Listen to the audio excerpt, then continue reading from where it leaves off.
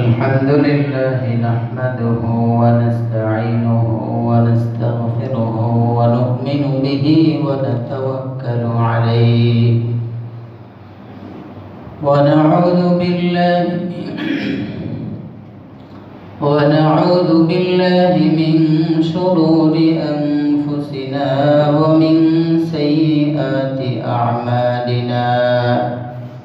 من يهده الله فلا مضل له ومن يضلله فلا هادي له. ونشهد أن لا إله إلا الله لا خالق إلا الله، لا محيي إلا الله ولا مميت إلا الله ولا رازق إلا الله. ونشهد أن سيدنا وسندنا وحبيبنا وحبيب ربنا وطبيبنا وطبيب قلوبنا ومولانا وأولانا محمدا عبد الله ورسوله. أما بعد فأعوذ بالله من الشيطان الرجيم. بسم الله الرحمن الرحيم. يا أيها الذين آمنوا ادخلوا في السلم كافة ولا تتبعوا خطوات الشيطان إنه لكم عدو مبين.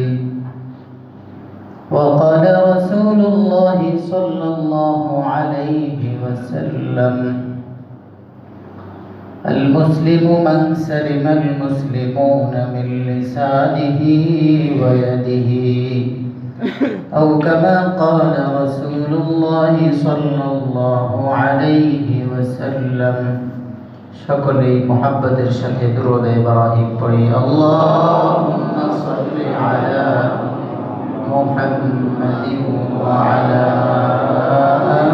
আলি মুহাম্মাদ كما صليت على إبراهيم وعلى آل إبراهيم إنك حميد مجيد. اللهم بارك على محمد وعلى آل محمد كما باركت على إبراهيم وعلى آل إبراهيم إنك حميد مجيد. الحمد لله। মহান রব্বুল ইজ্জত ওয়াল জালালের দরবারে আলিশানে অসংখ্য অগণিত শুকর, যিনি আমাদেরকে শাওয়াল মাসের দ্বিতীয় জুমআয়, ঈদের পরবর্তী জুমআয়, ঈদের দিনের যদিও এক জুমআ গেছে, এই জুমআয় আসার বসার তৌফিক দিয়েছেন, তাই মালিককে খুশি করে পড়ি আলহামদুলিল্লাহ।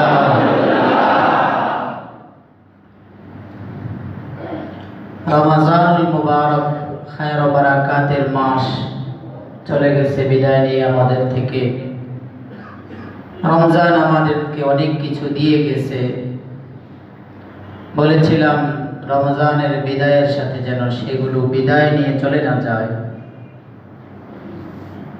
রমজানে আমাদের বিশেষ যে একটা দিক ছিল, আমরা চেষ্টা করেছি ভালোভাবে চলার জন্য। এই ভালোভাবে চলতে গিয়ে অনেকে অসৎ সঙ্গ পরিহার করেছেন, ভালো বন্ধুর সাথে চলাফেরা করেছেন, নিজেকে ইসলামের মধ্যে পরিপূর্ণভাবে ঢুকানোর চেষ্টা করেছেন। চেয়েছিলেন যে আমার চলাফেরাটা যেন পরিপূর্ণভাবে দ্বীন ইসলাম শরিয়ত সমর্থিত হয়, এমনভাবে যেন হয় যেন আমি রোজার পরিপূর্ণ ফজিলত পেতে পারি। এই একটা টেনশনে আমরা ছিলাম পুরো মাস। তো এই জন্য সেই ফিকির যেন থাকে, আমরা ইসলামের বাউন্ডারিতে পূর্ণ মাত্রায় ঢোকার চেষ্টা করেছিলাম রমজান মাসে। সেই গণ্ডি আর বাউন্ডারি থেকে যেন বের না হয়ে যাই, এই ফিকির যেন আমাদের থাকে। আমরা চেষ্টা করেছিলাম আমার দ্বারা যেন কেউ কষ্ট না পায়, এমন স্বভাবে আমি চেষ্টা করেছি যে আমার চরিত্রটা এমন হোক যে আমার দ্বারা কেউ কষ্ট না পায়, কারণ কষ্ট পেলে রমজানের ফজিলত পাবো না, একটা ভাবনা ফিকির ছিল। তো এই জাতীয় এক আয়াত আপনাদের সামনে পড়েছি। আয়াতের মধ্যে মহান রব্বুল আলামিন আমাদেরকে হুকুম করেন, হে মুমিনগণ, উদখুলু ফিস সিলমি, হে মুমিনরা তোমরা ইসলামের মধ্যে প্রবেশ করো।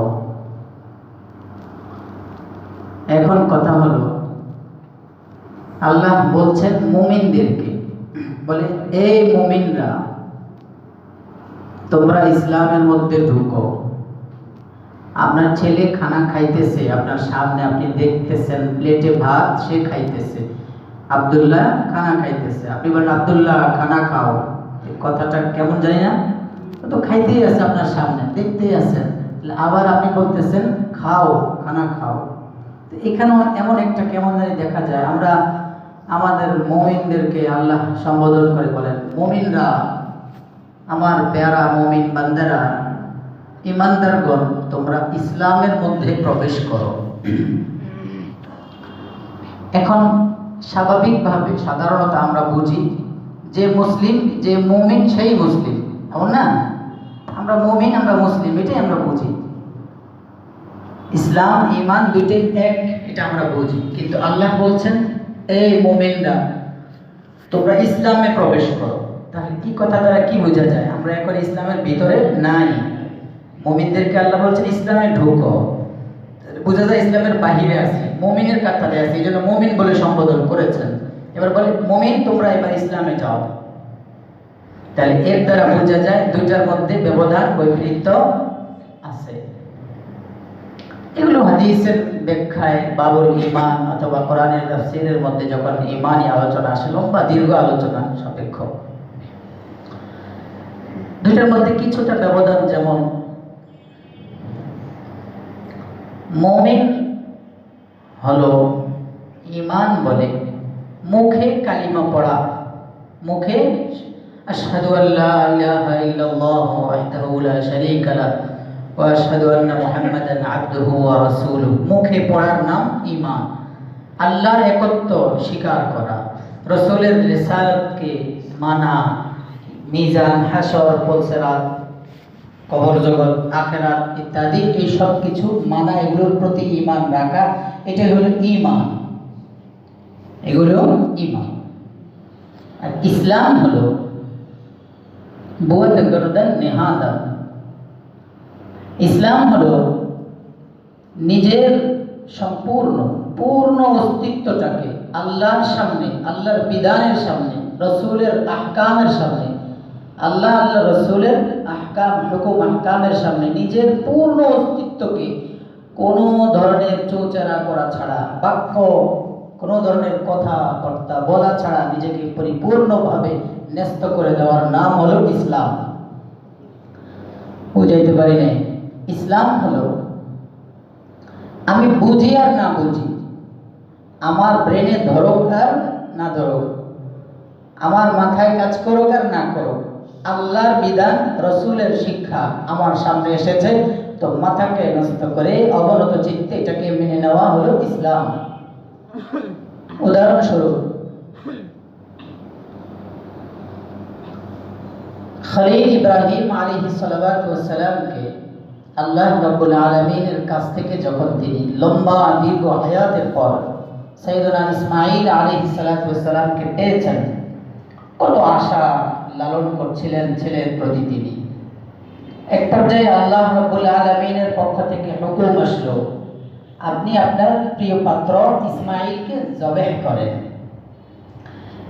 আপনি দেখেন যুক্তি তর্কে কোথাও খুঁজে পাবেন না একজন বাবা তার ছেলে তার প্রিয় পুত্রের গলায় ছুরি ধরবে, এটা কোথাও খুঁজে পাবেন না। এটা বৈধতা আপনি কোথাও খুঁজে পাবেন না। কিন্তু আল্লাহ কি বলছেন, আপনি আপনার এই প্রিয় পুত্রটাকেই আমার জন্য জবেহ করেন।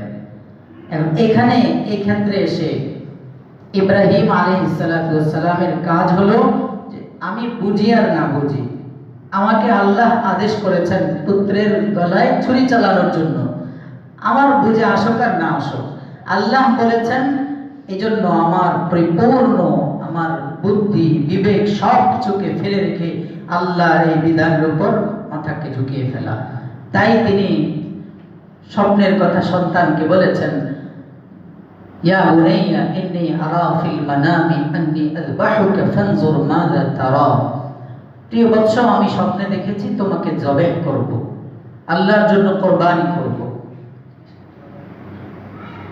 পুত্র তো ইব্রাহিম খলিলের ছেলে এবং তিনি তো মহান নবী আমাদের সাইয়েদনা রাসূলুল্লাহ সাল্লাল্লাহু আলাইহি ওয়াসাল্লাম মুহাম্মদুর রাসূলুল্লাহ যে বংশ থেকে আসবেন তেমন এক মহান নবী ইসমাঈল। বাবা যখন জিজ্ঞেস করেছেন তোমাকে জবেহ করতে হবে আল্লাহর জন্য, আসলে বাবা জিজ্ঞেস করার ক্ষেত্রে এমন নয় যে বাবার সন্দেহ করবে কি করবে না যাবে এমন না, বরং তিনিও চেয়েছেন যে আমার ছেলের পরীক্ষা নেই আমি। ছেলে কি বলে? ছেলে বলে ইয়া আবাতি ফাআল মা তু'মার সাতাজিদুনি ইনশাআল্লাহু মিনাস সাবিরিন। আব্বা, আল্লাহ যা বলেছেন করেন আপনি। দুইজন রাজি হয়ে গেছেন। কেন? যে এটার নাম ইসলাম। আমি এটা বুঝাতে চেয়েছিলাম, ইসলাম মানে নিজের সম্পূর্ণ অস্তিত্বকে বিলীন করে দেওয়া আল্লাহ রসুলের হুকুমের সামনে, রসুলের শিক্ষার সামনে সম্পূর্ণভাবে নিজেকে বিলীন করে দেওয়ার নাম ইসলাম। যেমনটা সাইয়েদনা ইব্রাহিম আলাইহিস সালাতু ওয়াস সালাম করেছেন, নিজের কোনো বুদ্ধিকে খাটান নাই। তারা যখন দুইজন একত্র হয়ে ফালাম্মা আসলামা ওয়া তাল্লাহু লিল জাবিন, আল্লাহ এই শব্দটাই ব্যবহার করেছেন। এই ইসলাম তারা কি করছেন? আসলামা। আল্লাহ বলেন দুইজনে ইসলামের প্রকাশ ঘটাইছে, দুইজনে বাবা পুত্র দুইজন ইসলামের প্রকাশ ঘটিয়েছে আমি আল্লাহর হুকুমের সামনে। আমি বলেছিলাম যে আল্লাহ বলেন ইয়া আইয়ুহাল্লাযীনা আমানু উদখুলু ফিস-সিলমি, হে মুমিনরা তোমরা ইসলামের মধ্যে প্রবেশ করো। তাহলে বোঝা গেল মুমিন আমরা আল্লাহকে স্বীকার করতেছি, রসুলকে মানছি, ঈমান এটার নাম। কিন্তু এরপরে আমাদের সব কাজ হবে আল্লাহর হুকুম অনুযায়ী। আল্লাহ যেভাবে বলেন আমি বুঝি আর না বুঝি সেভাবে হওয়ার নাম হলো ইসলাম। আমার মাথায় ধরুক আর না ধরুক সেভাবে আমাকে চালানোর নাম হলো ইসলাম। তাহলে কি আমি মুসলিম দাবি করতে পারবো? এখন আমি যদি আমার মন মতো চলি, যেমন আমরা চেষ্টা করে ইসলামের বাউন্ডারিতে ঢুকেছি, ইসলাম 5 অংশের নাম হলো ইসলাম, 5টা জিনিসের সমন্বয় হলো দ্বীন ইসলাম। এর মধ্যে 5 অংশের 2 অংশ কিছুটা আমাদের মধ্যে পাওয়া যায়, বাকি 3 অংশ থেকে আমরা জিরো। তার মানে আমরা মুসলিম হতে পারি নাই। এজন্য আমাদেরকে আল্লাহ ডেকে বলছেন মুমিনরা ইসলামে ঢুকো। 5টা অংশ জানি, আমলে নাই। 1 নম্বর হলো আকায়েদ তথা আল্লাহকে বিশ্বাস করা, রসুলকে মানা, ফেরেশতা জগৎ ইত্যাদি যা এই ইমানে মুফাসসালের মধ্যে যে 7টা 6টার কথা আছে সব কিছুকে মানার নাম 1 নম্বর আকায়েদ। এটা আলহামদুলিল্লাহ আমাদের মধ্যে আছে। 2 নম্বর ইবাদত, আল্লাহর ইবাদত করা, আল্লাহর উপাসনা করা, আল্লাহর জন্য আমল করা। এটাও আছে মোটামুটি 5 ওয়াক্তের জায়গায় 2 ওয়াক্ত হলেও তো আছে। তাহলে বোঝা গেছে ইসলামে আসার জন্য 5টা জিনিস পুরোপুরি পাইতে হবে। এই 2টার প্রথমটা আলহামদুলিল্লাহ যেহেতু আমরা মুমিন আল্লাহর দয়া আমাদের মধ্যে আছে, কিন্তু দ্বিতীয় অংশ যেটা ইসলামের মধ্যে পরিপূর্ণ ঢোকার জন্য যে 5 জিনিস মিলে একজন মানুষ মুসলিম হতে পারে সেটা কি? ইবাদত। ইবাদতটাও ধরলাম। এরপরে 3টা হলো মুআমালাত, তথা লেনদেন। আপনার লেনদেনের ক্ষেত্রে আমাদের আচার আচরণ কি হবে, টাকা পয়সা বেচা কিনা, আর্থিক যত কর্মকাণ্ড আছে এই সব ক্ষেত্রে আমাদের আচার আচরণ কি হবে, এগুলোর ক্ষেত্রে আমরা একেবারে 0%। একে অপরকে কিভাবে ধোঁকা দিতে পারি এই ফিকিরেই থাকি আমরা। কিভাবে মাপে কম দেওয়া যায়, কিভাবে ঠকানো যায়, কিভাবে টাকা ভেজালটা দিয়ে আমি পার পাইতে পারি, এই ফিকির থাকে। তাহলে এই মুআমালা যেটা, এই মুআমালাতের মধ্যে আমাদের অনেক দুর্বলতা। এই জিনিসটা আমাদের মধ্যে নাই। যদি আমার মধ্যে না থাকে আমি কি মুসলিম হতে পেরেছি? মুসলিম হওয়ার জন্য 5 জিনিস জরুরি। 5 জিনিসের 3 নম্বর যেটা বললাম, মুআমালা, লেনদেনের ক্ষেত্রে যত ধরনের লেনদেন আছে স্বচ্ছভাবে হওয়া, হচ্ছে কিনা, না হলে আমি মুসলিমের কাতারে ঢুকতে পারি না। চতুর্থ, মুআশারা, তথা আমাদের সমাজে উঠা বসা চলা ফেরায় আমরা দুইজন পরস্পর চলতে ফিরতে মিলতে মিশতে উঠতে বসতে কিভাবে আমাদের আচরণ হবে, আমাদের উঠা বসা কেমন হবে, মেলামেশা কেমন হবে, এই সব হলো মুআশারা। সমাজে চলতে ফিরতে আমাদের পার্শ্ববর্তী বাড়িওয়ালাদের সাথে ভাড়াটিয়াদের সাথে, বাড়িওয়ালার সাথে, কর্মচারীর সাথে, মালিকের সাথে কেমন আচরণ হবে, মুআশারা। এটাকে মুআশারা বলে। এটা আমাদের অনেক দুর্বলতা। জি, স্বপন ভাই ডাকছে। মুআশারার গেল এটা 3 নম্বর। 4 নম্বর গেল। 5 নম্বর হলো মুআশারাতের পরে আখলাকিয়াত, তথা একটা হলো বাহ্যিক দিক যেটা মুআশারাতের মধ্যে আসছে, আর আখলাক যেটা অভ্যন্তরীণ দিকটা, অর্থাৎ আমার ভিতর আচার আচরণ, আমার আখলাক আমার মুসলিম ভাইয়ের সাথে কেমন হবে, আমার পরিবারের সাথে আমার আচরণ কেমন হবে, আমার অধীনস্থ কর্মচারীর সাথে আমার আচরণ কেমন হবে। সোজা কথা, চরিত্র, অভ্যন্তরীণ চরিত্র। দেখা যায় এই 5 জিনিসের সমন্বয়ে ইসলাম আমাকে মুসলিম দাবি করার জন্য, আমি যদি আমাকে মুসলিম দাবি করতে হয় তাহলে আমার মধ্যে 5 জিনিস 100% থাকতে হবে। নাই, আল্লাহ জানেন, বিদায় আল্লাহ বলছেন মুমিন তো হয়ে গেছো, আমি আল্লাহ মুমিনদের ঘরে তোমাকে জন্ম দিয়েছি, মুমিন তো হয়ে গেছো, আমি আল্লাহর কালিমা স্বীকার করেছো, আমি আল্লাহর একত্ববাদ বিশ্বাস করেছো, রাসূলকে মেনেছো, মুমিন, কিন্তু এখনো মুসলিম হতে পারো নাই, এখনো মুসলিমের কাতারে ঢুকতে পারো নাই। মুসলিমের কাতারে ঢোকার জন্য সব 5টা মিলিয়ে তোমার ভিতরে ঢুকাও, তাহলে তুমি মুসলিম হতে পারবে। আর না হয় মুসলিমের কাতারে আমি যেতে পারবো না। এজন্যই আল্লাহ কোরআনের মধ্যে বলেছেন ক্বালাতিল আ'রাবু আমান্না, এটা বলেছিল তারা পূর্ণ মাত্রায় মুসলিম ছিল, এরা বলে আমান্না, আল্লাহ আমরা ঈমান এনেছি। আল্লাহ বলে না, এটা বলবা না, পরেরটা বলো। মুসলিম বলে তুমি এর মধ্যে ঈমানও আছে, বলে কি কুলু আসলামনা, বলো আমরা মুসলিম। কিন্তু তাদের ব্যাপারে আল্লাহ সার্টিফিকেট দিয়ে বলেন তোমরা বলো আমরা মুসলিম, তার মানে তোমরা মুসলিম এর ভিতরে মুমিনও। কিন্তু আমরা মুমিনরা শুধু মুমিন, কিন্তু পূর্ণ মাত্রায় মুসলিমের কাতারে যেতে পারি না। এজন্য এই 5 জিনিস আমার ভিতরে যখন আসবে তখন আমি দাবি করতে পারবো আমি মুসলিম, আমার নাম মুসলিমের কাতারে তখন। এরপরে আয়াতের শেষের দিকে আল্লাহ বলেন উদখুলু ফিস-সিলমি কাফাহ, মুমিনরা তোমরা ইসলামের মধ্যে পরিপূর্ণভাবে প্রবেশ করো, পরিপূর্ণভাবে পূর্ণাঙ্গ রূপে ইসলামে প্রবেশ করো। পূর্ণাঙ্গ রূপে প্রবেশ করার জন্য এই যে 5 জিনিস লাগবে। কিন্তু আমাদের আচরণ হলো, আমাদের চলাফেরা হলো এমন, আমাদের কাজ কর্মে আরেক ভাই কষ্ট পায়, আমাদের চলাফেরায় আরেক ভাই কষ্ট পায়। অথচ রাসূল আরবি সাল্লাল্লাহু আলাইহি ওয়াসাল্লাম বলেছেন আল মুসলিমু মান সালিমাল মুসলিমুনা মিন লিসানিহি ওয়া ইয়াদিহি, মুসলিম, পরিপূর্ণ মুসলিম তো সে যার জবান থেকে, যার মুখ এবং হাত থেকে অপর মুসলিম নিরাপদ থাকবে। অর্থাৎ সব রকমের আচার আচরণ কর্মকাণ্ড থেকে আরেক মুসলিম ভাই, আমার সব ষড়যন্ত্র চক্রান্ত থেকে আরেক মুসলিম ভাই নিরাপদ থাকবে। যদি থাকে আমার থেকে আরেক মুসলিম ভাই, তাহলে আমি মুসলিম কামেল।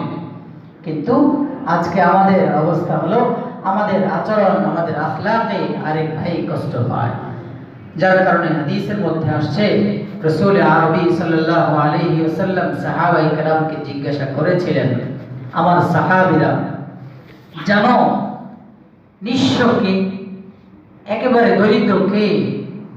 সাহাবায়ে কেরাম বললেন, ইয়া রাসূলুল্লাহ, সহজ প্রশ্ন, যার কাছে টাকা পয়সা নেই, ধন দৌলত নেই, সেই তো নিঃস্ব। রাসূল বলেন, আসলে প্রকৃত নিঃস্ব সে নয়, বরং প্রকৃত দরিদ্র হলো, নিঃস্ব হলো ওই ব্যক্তি যে দুনিয়াতে খুব ইবাদত করে আসবে, যেটা আমাদের মধ্যে ইবাদতের মান মাশাআল্লাহ ভালো, খুব নামাজি, খুব রোজাদার, খুব হজ করনে ওয়ালা, যাকাত দেনে ওয়ালা, অনেক আমল তার, কিন্তু ওই যে ইসলামে পরিপূর্ণ মাত্রায় ঢোকার জন্য 5 জিনিস দরকার ছিল, বাকি 3 জিনিস তার মধ্যে ছিল না। বেচাকিনা করেছে, মানুষকে ধোঁকা দিয়েছে, লেনদেন করেছে, মানুষকে কষ্ট দিয়েছে, মসজিদে আসলে পুরো মুসল্লি, কিন্তু বাজারে গেলে শেষ। মসজিদে পুরো মুসলিম, বাজারে গেলে তার ইসলামের কথা শেষ। বাজারে গেলে তার মুসলিম নয়, সে মুসলিম থাকে না। যখন অফিস আদালতে যায় তখন তার ইসলামের কথা ভুলে যায়, সেখানে গিয়ে যত নম্বর 6 নম্বর 10 নম্বর যা আছে সব চলে। তো রাসূল এই কথা বলেন, যখন সে দুনিয়াতে পাহাড় সমপরিমাণ ইবাদত করবে, এরপর যখন দুনিয়া থেকে, পৃথিবী থেকে বিদায় নিয়ে পরকালে আসবে, আল্লাহর সামনে যখন দাঁড়াবে, হিসাব যখন শুরু হবে, এই হিসাব শুরু হলে বহু পাওনাদার আসবে। একজন এসে বলবে, আমার সাথে তার লেনদেনের মুআমালা ছিল, সে আমাকে ঠকিয়েছে, আমার সাথে তার চাকরির সম্পর্ক ছিল, সে মালিক ছিল, আমাকে আমার শ্রম এর মূল্য পূর্ণ মাত্রায় বুঝিয়ে দেয় নাই। আরেকজন বলবে, আমাকে গালিগালাজ করেছে। আরেকজন বলবে, আমার সাথে উচ্চবাচ্য কথা বলেছে, গরম গরম মেজাজ দেখিয়েছে। এভাবে একের পর এক পাওনাদাররা আসবে, বলবে, আমি তার সাথে একসাথে চাকরি করতাম, সে আমার থেকে একটু উঁচু মাকামের মর্যাদায় ছিল, আল্লাহ তাকে সম্মান দিয়েছেন, সে একটা পর্যায়ের ছিল, আমি তার অধীনস্থ ছিলাম, কিন্তু সে আমাদের উপরে খুব টর্চার করত। সব কিছু একের পরে বলতে থাকবে, বলতে থাকবে, আল্লাহ শুনবেন। এরপর ওখানে আল্লাহ বলবেন, ঠিক আছে, তার পাওনা বুঝিয়ে দাও। পাওনা কি যে বুঝিবে? টাকা তো চলে না সেখানে, সেখানে যে টাকা চলে তার নাম হলো নেকি। এই নেকি আল্লাহ রাব্বুল আলামিন তখন ওই ব্যক্তিকে বলবেন যে তুমি তার পাওনা দাও, কিভাবে দিবা তুমি জানো।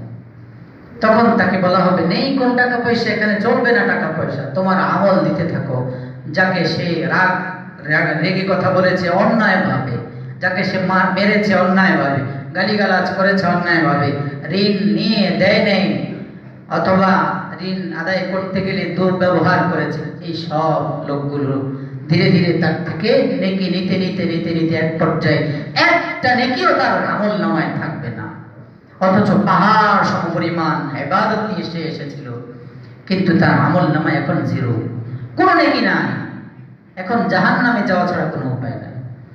কিন্তু পাওনাদার রয়ে গেছে, যাদেরকে সে কষ্ট দিয়েছে, দুর্ব্যবহার করেছে, এরা অনেক বাকি। আল্লাহ এবার বলবেন, তোর তো নেকি নাই, তোমাদের এই গুনাহ যেটার কারণে তোমরা জাহান্নামী হয়ে আছো, ওই গুনাহ, তোমাদের যেই পাওনা ছিল ওই পাওনা সমপরিমাণ গুনাহ আমি আল্লাহ ওর আমল নামায় ট্রান্সফার করছি। এভাবে তাকে একে একে তার আমল নামায়, এখন তো নেকি শূন্য, এবার নেকি নাই, দিতে পারে না, এবার ওই পাওনাদারদের আমল নামা থেকে নেকি আইনা এবং গুনাহ আইনা তার আমল নামায় দিবে। এরপর ডবল শাস্তির অধিকারী হয়ে জাহান্নামে যাওয়া ছাড়া কোনো উপায় থাকবে না। এই জন্য পরিপূর্ণ মুমিনের কাতারে আসার জন্য 5 জিনিস জরুরি।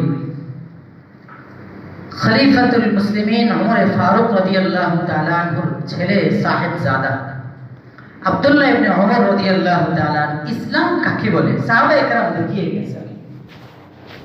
এর আগে আমি আসওয়াদ রাদিয়াল্লাহু তাআলা আনহুর ঘটনাটা আপনাদেরকে সামনে পেশ করি। খাইবারের যুদ্ধে, যুদ্ধ চলছিল লম্বা সময় ধরে, অবরোধ, ইহুদিদের সাথে যুদ্ধ চলছিল। প্রায় 25 দিন পর্যন্ত, 15 থেকে 25 দিন পর্যন্ত তাদেরকে তাদের কেল্লায়, দুর্গের মধ্যে, তাঁবুর মধ্যে অবরোধ করে রেখেছিলেন। সাহাবায়ে কেরাম, রাসূল আরবি, তারা তাদের মুসলিম শিবিরের মধ্যে, এদিকে পাশে তাঁবুর মধ্যে ইহুদিরা, মুসলিমরা তাদেরকে অবরোধ করে রেখেছেন। এই ইহুদিদের একজন রাখাল ছিলেন, তিনি পরবর্তীতে মুসলিম হয়েছেন, তাকে ইতিহাসের পাতায় নাম উল্লেখ করা হয় আসওয়াদ রাদিয়াল্লাহু তাআলা আনহু। তিনি ইহুদিদের সাথেই মুসলিমের বিপক্ষে কাজ করতে এসেছেন। লম্বা সময় অবরোধ হয়ে আছে, তো তার কৌতূহল জাগলো, মুসলিম নেতা মুহাম্মদুর রাসূলুল্লাহ এবং তার সাহাবায়ে কেরাম সাল্লাল্লাহু আলাইহি ওয়াসাল্লাম কেন আমাদেরকে অবরোধ করে রাখবে, কেন রেখেছে, কারণ কি? মানে ইসলাম হেদায়েত যদি আল্লাহ দিতে চান তো মাথার মধ্যে কিছু দিয়ে দেন। তার মাথায় আসলো কেন তারা আমাদেরকে লম্বা সময় অবরোধ করে রেখেছে, কি কারণে? তো তিনি ওদের রাখাল ছিলেন, ইহুদিদের রাখাল ছিলেন, ছাগল মেষ পাল চালাতেন। ছাগল চড়ানোর অজুহাতে তিনি ওই ছাগল পাল নিয়ে বের হয়েছেন মুসলিম শিবিরের দিকে, মুসলমানরা যেখানে থাকেন সেদিকে। পথে দেখা হয়েছে এক সাহাবীর সাথে, জিজ্ঞেস করলো, তোমরা আমাদেরকে এত কষ্ট দিয়ে কেন ধরে রেখেছো এখানে, লম্বা সময় আমরা সবকিছু থেকে বঞ্চিত, কি কারণে আমাদেরকে অবরোধ করে রেখেছো? সাহাবী উত্তর না দিয়ে বললেন, তুমি আমার থেকে এর জবাব না নিয়ে সরাসরি চলো আমাদের নেতা মুহাম্মদুর রাসূলুল্লাহ সাল্লাল্লাহু আলাইহি ওয়াসাল্লামের দরবারে। তখন আসওয়াদ, সে তো একজন রাখাল, নিজেকে তুচ্ছ-তাচ্ছিল্যই মনে করতো যে আমি একজন রাখাল, আমার কি অস্তিত্ব, নিজেকে এমনই মনে, যেমন আমাদের যারা কর্মচারী আমাদের সাথে কাজ করে নিচের, তারাও আপনাদের কেমনই ভাবে যে উনি অনেক বড়, ওনার সাথে কথা বলবো কিভাবে, স্বাভাবিক একটা নীতি দুনিয়ার। তো আসওয়াদ ইহুদিদের সাথে এমনই আচরণ পেয়ে আসছিল। যখন মুহাম্মদুর রাসূলুল্লাহর সাহাবী বললেন, তুমি সরাসরি আমাদের নেতা রাসূলুল্লাহ সাল্লাল্লাহু আলাইহি ওয়াসাল্লামের সাথে কথা বলো, তিনি তখন অবাক হয়ে বললেন, তুমি আমার সাথে তামসা করছো? তিনি তোমাদের নেতা, তিনি রাষ্ট্র প্রধান, রাষ্ট্র পরিচালক, ওনার সাথে আমি কি করে দেখা করবো? আমি একজন কালো মানুষ। আসওয়াদ নামটার অর্থই হলো কালো। তো সর্বশেষ এক পর্যায়ে তিনি রাসূলুল্লাহ সাল্লাল্লাহু আলাইহি ওয়াসাল্লামের দরবারে পৌঁছলেন। পৌঁছার পর রাসূলকে তিনি কয়েকটা প্রশ্ন করেছেন। এক নম্বর প্রশ্ন ছিল, ইয়া রাসূলুল্লাহ, আপনি কিসের দাওয়াত দেন, কোন জিনিসের আহ্বান মানুষকে করেন, কোন দিকে ডাকেন? তখন রাসূলুল্লাহ ইসলাম, ঈমান ও ইসলামের পূর্ণাঙ্গ রূপ তার সামনে পেশ করেছেন এবং ইসলামের দাওয়াত তিনি দিয়েছেন। সঙ্গে সঙ্গে ইসলামের দাওয়াত দেওয়ার পর ওই সাহাবী আসওয়াদ রাদিয়াল্লাহু তাআলা আনহু বললেন, ইয়া রাসূলুল্লাহ, আমি যদি মুসলিম হই আমার লাভ কি, আমার কি ফায়দা হবে? রাসূলুল্লাহ সাল্লাল্লাহু আলাইহি ওয়াসাল্লাম বললেন, আসওয়াদ, তুমি ইসলাম গ্রহণ করলে তোমার যে লাভ হবে সেটা হলো তোমাকে আমরা আমাদের বুকে টেনে নিব, তুমি আমাদের ভাই হয়ে থাকবা, আমাদের যে মর্যাদা তোমার সেই মর্যাদা। তিনটা কথাই তার কাজে লাগছে, যে আমি তো ইহুদিদের মধ্যে একজন লাঞ্ছিত অপমানিত মানুষ, রাখাল হিসাবে বসবাস করছি, তাদের নেতাদের তো এই স্লোগান, এত সম্মান নেতাদের পক্ষ থেকে শুনিনি। তো এখন মুসলিমদের নেতা বলছে তোমাকে আমরা আমাদের বুকের সাথে বাজিয়ে নিব, বুকে টেনে নিব, এক নম্বর। দ্বিতীয় কথা বললেন, তুমি আমাদের ভাই হয়ে যাবা। 3 নম্বর বললেন, আমাদের যে সম্মান, আমরা যে মর্যাদায় আসি তোমারও সেই মর্যাদা থাকবে। 3 কথা বলার পর তিনি আর দেরি করেন নাই, সাথে সাথে পড়ে নিলেন, আশহাদু আল্লা ইলাহা ইল্লাল্লাহু ওয়াহদাহু লা শারীকা লাহু ওয়া আশহাদু আন্না মুহাম্মাদান আবদুহু। পড়ে নিছেন। এখন আমার মূল কথার সাথে আমি এখন মিলাইতে পারিনি, শেষ দিকে মিলাচ্ছি, খেয়াল করেন। এখন রাসূলকে তিনি বললেন, আমি তো এখন মুসলিম হয়েছি, আমার এখন কি কাজ? ইয়া রাসূলুল্লাহ, আমার এখন কি কাজ?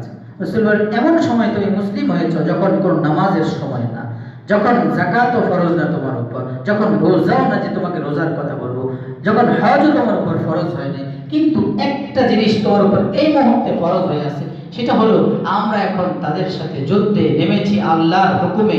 যুদ্ধ জিহাদ এখন ফরজ আল্লাহর পক্ষ থেকে, আমাদের উপর যেমন ফরজ তোমার উপর এই মুহূর্তে জিহাদ ফরজ। ওই সাহাবী বললেন, ইয়া রাসূল, আমি এখনই বের হচ্ছি জিহাদের ময়দানে, আপনার সাথে আপনার সাহাবীদের সাথে লড়াই করব আর শাহাদাতের পেয়ালা পান করব। তবে ইয়া রাসূলুল্লাহ, শাহাদাত অর্জন করলে আমার কি লাভ হবে? আমি শাহাদাত অর্জন করলে আমার কি হবে? রাসূল বলেন, তোমার শরীরের যে কালো, এই কালোটাকে আল্লাহ নূর দ্বারা শুভ্র করে দিবেন, সাদা উজ্জ্বল করে দিবেন। তোমার শরীরে রাখাল হওয়ার কারণে যে দুর্গন্ধ ছিল, সেই দুর্গন্ধকে আল্লাহ সুগন্ধি দ্বারা পরিবর্তন করে দিবেন। 3 নম্বর, তুমি সরাসরি আল্লাহর তৈরি জান্নাতুল ফেরদাউসের মালিক হয়ে যাবা। সত্যি সাহাবী জিহাদ করতে করতে এক পর্যায়ে ওই খায়বারের যুদ্ধে আসওয়াদ রাদিয়াল্লাহু তাআলা আনহু জিহাদের ময়দানে শাহাদাত বরণ করেছেন। সাহাবীদের লাশ তালাশ করছিল সাহাবায়ে কেরাম সহ রাসূল আরবি সাল্লাল্লাহু আলাইহি ওয়াসাল্লাম। কিছুক্ষণের মধ্যেই রাসূল দেখেন একজন লোক এক পাশে পড়ে আছে, ঝলমল ঝলমল করছে, চেহারা নূর ঝলমল করছে, চিনে না, কারণ নতুন আসছে। রাসূল তাকে চোখ দিয়ে পানি পড়ে ফেলে দিলেন, পানি পড়ে গেল। আর রাসূল বলেন, ইয়া আজাব, আশ্চর্য এই ব্যক্তির ইসলাম, এই ব্যক্তির মতো একজন আশ্চর্যজনক ইসলামওয়ালা আমি। এত আশ্চর্য শব্দ রাসূল ব্যবহার করেছেন। তখন রাসূল বলেন, কারণ কি জানো?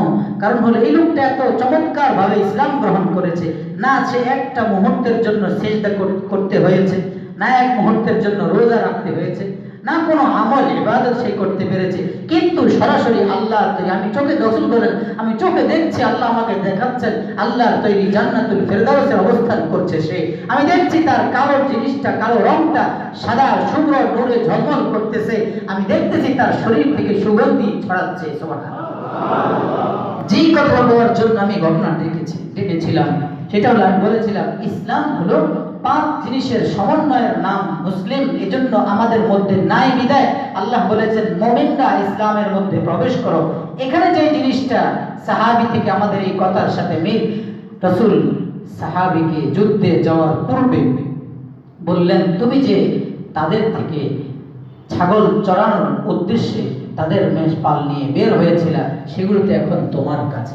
দেখেন, যুদ্ধের ময়দানে বিপক্ষের সাথে যুদ্ধ করে জয়লাভ করলে তাদের যত সামান আছে সব আল্লাহ বলেন, ওয়ালামু আন্নামা গনিমতুম, কোরআন আয়াতের মধ্যে আছে যে যা আছে ওদের সব মুসলিমদের জন্য হালাল। এখন এই ছাগল মেষপাল সবকিছু কিন্তু মুসলিমদের জন্য হালাল ছিল, কিন্তু রাসূল ইসলাম কি জিনিস, ওই যে মুআমালা, ওই যে 5 জিনিস, মুআমালা লেনদেন। রাসূল বলেন, তুমি ছাগল এগুলোর অজুহাতে চড়ানোর উদ্দেশ্যে করে এগুলো তাদেরকে বলে এসেছিল, তাহলে এগুলো তো তোমার কাছে দেওয়া তাদের আমানত। সাহাবী যুদ্ধের ময়দানে যাওয়ার পূর্বে বলেন, তুমি যাবা, জিহাদ করবা, শহীদ হয়ে যাবা, কিন্তু আমানতের খেয়ানত করে গেলে ধরা খাবা আল্লাহর কাছে। আগে তোমার এই আমানত তাদের কাছে পৌঁছিয়ে দাও।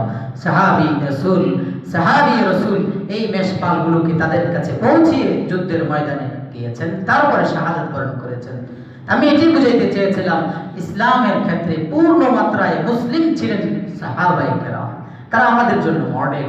এই মুহূর্তে যেটা মুসলিমদের জন্য হালাল, সেটাও তারা আমানতের খেয়ানত হয়ে যাবে, অথচ এটা হালাল, একটু পরে হালাল হয়ে যাচ্ছে, বিজয় লাভ করলে সব হালাল। এরপর রাসূল বলেন, যাও নিয়ে যাও, দিয়ে আসো, যাও নিয়ে যাও, দিয়ে আসো, দিয়ে আসছেন, আমানতের খেয়ানত করেন নাই। এর নাম হলো ইসলাম। উদখুলু ফিস সিলমি কাফা, হালাল তাদের জন্য, একটু পরেই হালাল হয়ে যাবে, এরপরও নিয়ে দিয়ে আসো। হুযায়ফা ইবনুল ইয়ামান রাদিয়াল্লাহু তাআলা আনহু, ওনার আব্বু মুসলিম ছিলেন, উনিও ইয়ামান রাদিয়াল্লাহু আনহু মুসলিম ছিলেন, হুযায়ফা রাদিয়াল্লাহু তাআলা মুসলিম ছিলেন, প্রসিদ্ধ সাহাবী।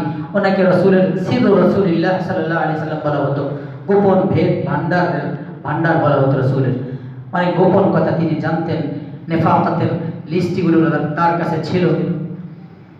এই হুযায়ফা ইবনুল ইয়ামান রাদিয়াল্লাহু তাআলা আনহু দুইজন মুসলমান হওয়ার পর মদিনার দিকে রওনা হয়েছেন, রাসূল আরবি সাল্লাল্লাহু আলাইহি ওয়াসাল্লামের সাথে সাক্ষাৎ করবেন।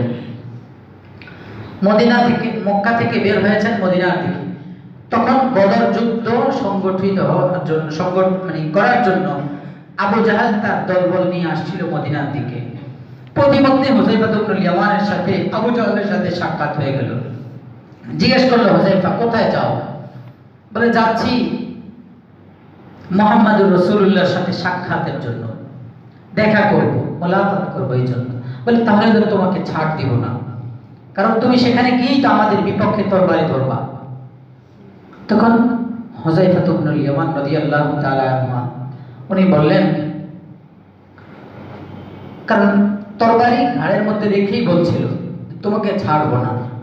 তিনি বললেন যে আমি মদিনায় যাব, আমার উদ্দেশ্য জিহাদ করা নয়, শুধু রাসূলুল্লাহর সাথে সাক্ষাৎ করব, দেখা করব, এতটুকুই উদ্দেশ্য। তো আবু জাহাল তখন বলল, তুমি ওয়াদা দাও।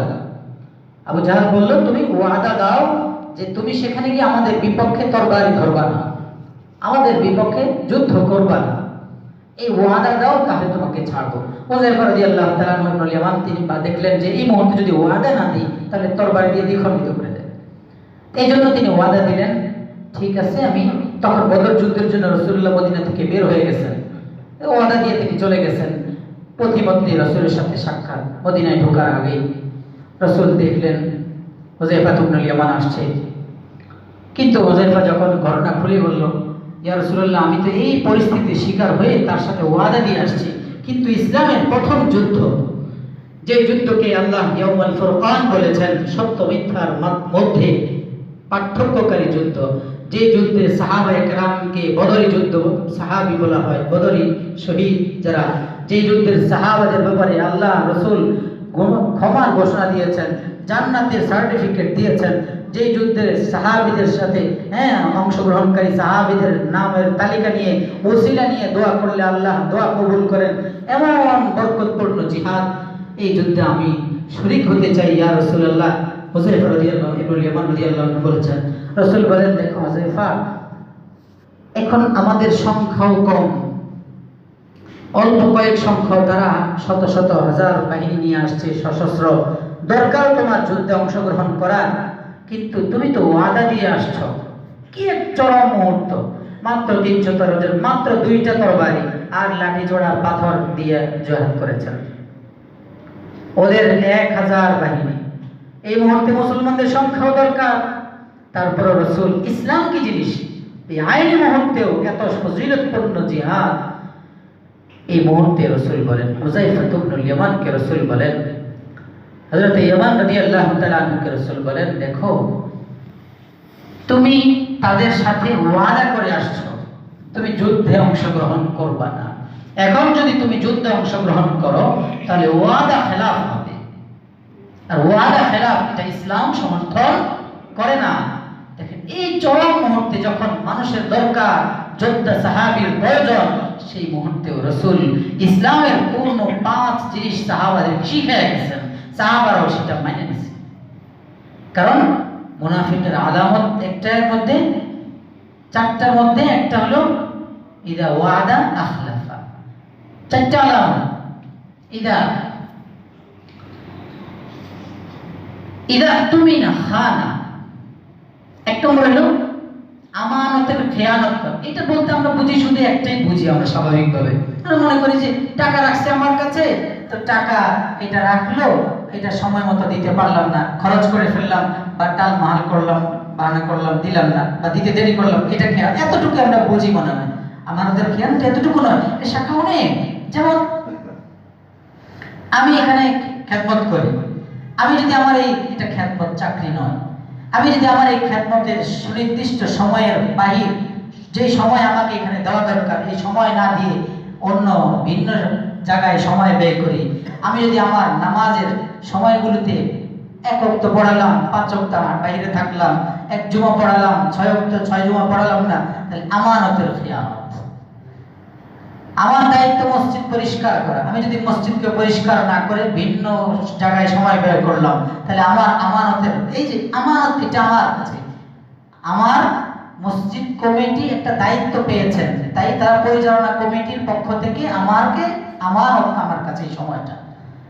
ঠিক আমি যদি ফ্যাক্টরিতে কাজ করি, কোন অফিসে কাজ করি, কারো অধীনে ওর মালিকের, তো মালিক আমাকে 8টা টু 8টা আমাকে এই সময়টা আমার থেকে নিয়ে নিছে মাসিক বেতনের। এই সময়টুকু পুরো মালিকের পক্ষ থেকে আমাকে দেওয়া আমানত। আমি যদি এই সময় পুরোটাই মালিকের সময় মালিকের কাজে ব্যবহার করি, আমানতের পূর্ণ হক আদায় করলাম। আর যদি সময়ের কিছু সময় আমি বাহিরে, আধা ঘন্টা বাহিরে, 20 মিনিট বাহিরে, 1 ঘন্টা নিজের কাজে ব্যয় করলাম, আসর পড়তে এসে মাগরিব পড়ে তারপরে গেলাম, এই সময়গুলো আমি আমার নির্দিষ্ট কাজে ব্যয় করলাম। মালিক যে আমার থেকে টাকা দিয়ে কিনে নিল, এই সময়গুলো আমি মালিককে দিলাম না, আমানতের খেয়ানত করলাম। আমাদের বহু জিনিস আছে, যেমন আরেকটা বলি, মজলিস, আল মাজলিসু বিল আমানা, মজলিস আমানতের সাথে সম্পৃক্ত, মানে এটা হাদিসের অংশ। মানে হলো গোপন কথা, গোপন পরামর্শ, 2 জনে হোক, 3 জনে হোক, বা মজলিসে কয়েকজন মিলে হোক, মজলিস যারা ছিল তারাই শুনতে পারবে, তারাই শুনেছে। এই কথা যদি গোপনীয়তা রক্ষা করতে হয়, গোপনীয় এমন কথা হয় যেটা গোপনীয়তা রক্ষা করতেই হবে, তাহলে এই কথা মজলিসের বাহিরে বলা, অন্যকে গিয়ে বলা, এটা আমানতের খেয়ানত। এটা আমানতের খেয়ানত। গোপন কথা, গোপন জিনিসটা, ভিতরে থাকা জিনিসটা বের করে দেওয়া খেয়ানত। বহু উদাহরণ আছে, সবকিছু আমানতের। দেখি, যার মধ্যে এই গুণ আছে সে মুমিন না। মানে রাসূল বলেছেন আয়াতুল মুনাফিকি সালাসাতুন, আয়াতুল মুনাফিকি সালাসাতুন, মুনাফিকের আলামত 3টা। আরেক হাদিসে আছে আরবাউন মান কুন্না ফিহি, 4টা কথা বলেছে হাদিসে। আরেক হাদিসে আছে 4টা মুনাফিকের আলামত। তার মানে রাসূল এই কথা থেকে বুঝাইতে চেয়েছেন যে যে ব্যক্তি দাবি করে আমি মুসলিম, তার মধ্যে এই 4 গুণ থাকতে পারে না। যদি 4 গুণ থাকে আবার মুসলিম দাবি করে, তাহলে তুমি নামে দাবিদার মুসলিম, কিন্তু প্রকৃত পক্ষে তুমি মুনাফিক। সেই 4টার মধ্যে একটা হলো ইদা তুমিনা খানা। ইদা তুমিনা খানা মানে এই যে আমানতের খেয়ানত। 2 নম্বর, ওইদা হাদ্দাসা কাযাবা, কথা বললেই মিথ্যা বলে, কথায় কথায় মিথ্যার আশ্রয় নেয়, বহু মিথ্যা বলে, মানে মিথ্যা বলা এটা মুনাফিকের আলামত। 3 নম্বর, ইদা ওয়াদা আখলাফা বা ইদা আহাদা আখলাফা, 2 রকম আছে। যখন কারোর সাথে কোনো ওয়াদাবদ্ধ হয়, তো ও যেমন হুযায়ফাতুল ইয়ামান ওয়াদা দিয়ে আসছিল আবু জাহলের কাছে যে আমি যুদ্ধের রত হব না, রাসূল বললেন ওয়াদা দিয়ে আসছো, ওয়াদা ভঙ্গ করা যাবে না। তাহলে ওয়াদা খেলাফ করা মুনাফিকের আলামত। 4 নম্বর হাদিসে যেটা 4টার কথা, সেখানে হলো ইদা খাসামা ফাজারা, কথা ঝগড়া লাগলেই কথার মধ্যে অশ্লীলতা, কথার মধ্যে গালিগালাজ, কটু বাক্য, গালিগালাজ তার জবান দিয়ে জারি হয়ে যায়। যে গালিগালাজ করে সে মুনাফিক। রাসূল বলেন এই হাদিসের মধ্যে আসছে, যার মধ্যে 4টা পুরোপুরি আছে সে প্রকৃত মুনাফিক, যার মধ্যে 4টার একটা আছে, যতক্ষণ পর্যন্ত একটা না যাবে সে একটা মুনাফিক। এজন্য এই 4 আলামত থেকে নিজেকে দূরে রাখবো ইনশাআল্লাহ। ঠিক আছে ইনশাআল্লাহ। তাই বলছিলাম যে মুসলিম, আল্লাহ মুমিনদেরকে বলছেন মুমিনরা তোমরা ইসলামের মধ্যে, ইসলামের বাউন্ডারিতে পূর্ণ মাত্রায় পূর্ণাঙ্গ রূপে প্রবেশ করো। উদখুলু ফিস সিলমি কাফা, 5টা জিনিসের সমন্বয়ে পূর্ণ মাত্রায় প্রবেশ করা যাবে। 1 নম্বর বলেন আকায়েদ, আকীদা, বিশ্বাস। 2 নম্বর ইবাদত। মাশাআল্লাহ আমরা ইবাদত শুরু করেছিলাম রমজানে, ইবাদতকে হাত ছাড়া করব না। তাহাজ্জুদের আমল চালু করেছিলাম, আর ছাড়বো না। নীতি চালু রাখলে ইনশাআল্লাহ সহজে, বন্ধ করে দিলেন 2, 4, 5, 10 দিন পড়লেন, আবার অলসতা এসে যাবে, ছাড়বো না ইনশাআল্লাহ। ইবাদত শুরু করেছি, ছাড়বো না। আওয়াবিনের আমল শুরু করেছি, ছাড়বো না ইনশাআল্লাহ। চালু 6-7 মিনিট লাগে, 2 রাকাত করে, ওই যে সুন্নত পড়ে ফেলছেন না, সুন্নতের পরে আর 2 রাকাত করে 4 রাকাত হইলে হবে, আপনি মোট 6 রাকাত হয়ে যাবে। সুন্নত তো পড়েনি আপনি, এরপর আর 2 রাকাত করে কয় রাকাত? 4 রাকাত। তাহলে আওয়াবিনের সব নফল, 2 রাকাত নফল নামাজ পড়তেছে, আল্লাহু আকবার, 2 রাকাত আওয়াবিন পড়তেছে, যেটা বলেন কোনো বাধা নাই। ফরজ ওয়াজিব ছাড়া সব যা আছে নাম সুন্নতে মুআক্কাদা জায়েদা সব নফলের কাতারে। যাই হোক, তো 3 নম্বর মুআমালা, লেনদেন, টাকা পয়সা ইত্যাদি বিভিন্ন বিষয়ের লেনদেন। 4 নম্বর মুআশারাত, সমাজে চলাফেরা, আমাদের উঠা বসা কেমন হবে, উঠা বসা যেন রাসূলের তরিকায় অনুযায়ী হয়, যেন এমন না হয় যে আমার কারণে কষ্ট পায়। 5 নম্বর হলো আখলাক, এটা হলো বাহ্যিক, আর আখলাক এটা অভ্যন্তরীণ বিষয়, মানে আমার জবান দিয়ে, আমার হাত, আমার চাল চলন, কথাবার্তা কোনোভাবে যেন আরেকজন কষ্ট না পায়। এই সব কিছু যদি আমি অর্জন করতে পারি তাহলে আমি কামেল মুমিন, পরিপূর্ণ মুমিন। আল্লাহ আমাদের সবাইকে পরিপূর্ণ মুমিন এর কাতারে ঢোকার তৌফিক দান করুন, আমিন। ওয়া আখিরু দাওয়ানা আলহামদুলিল্লাহি রাব্বিল আলামিন।